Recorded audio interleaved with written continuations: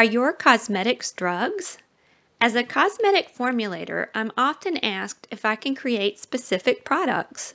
Many times I can create the product, but can't legally produce it. Today we will explore 5 items you may think are cosmetics, but have a different classification by law.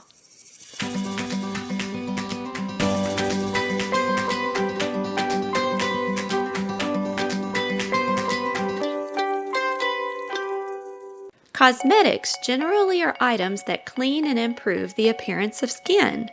A fine line is crossed if the product is intended to alter the structure or function of the skin or body.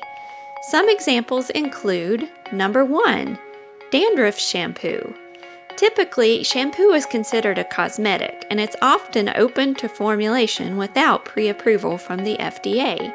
But if your shampoo claims to improve dandruff, it is in fact considered a drug. It can add shine, increase volume, decrease static, improve frizziness, but helping with dandruff is a medical treatment. Number 2, sunscreen. It may be on the aisle with the moisturizers, but any product claiming to offer protection from the sun is a drug. Stringent testing must be performed and pre-approved by the FDA before any product with such claims may be made available to the public. There are stricter manufacturing regulations, and anyone making sunscreen must have their establishment registered with the FDA. This includes any moisturizers, lip balms, or makeup that happens to offer protection. Even if you know it does, you're not allowed to advertise this benefit without FDA approval. Number 3, antiperspirants. Deodorant created simply to mask body odor is a cosmetic, but it can't affect or interfere with the production of sweat. Your body is chemically programmed to create perspiration to cool you off when you're warm. Altering this process results in an FDA drug classification. Anything other than improves the odor of is a big no-no in cosmetic formulation. Number 4, acne treatments. This one is a bit more obvious. Acne is a medical condition. Therefore, anything professing to improve it is a medical treatment. Even if a product isn't geared to improve acne, we can't simply add in that consequently your acne will get better. It can improve the appearance of blemishes, but not prevent them. Number 5, toothpaste with fluoride. Yes, toothpaste is considered a cosmetic.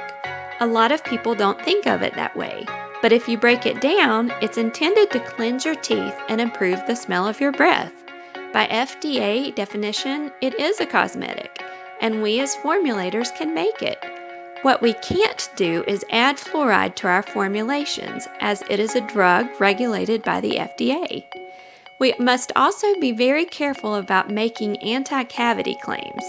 If we make a claim, we must be able to prove it, or we can be fined or even shut down. This is only 5 examples of common cosmetics which are regulated as drugs.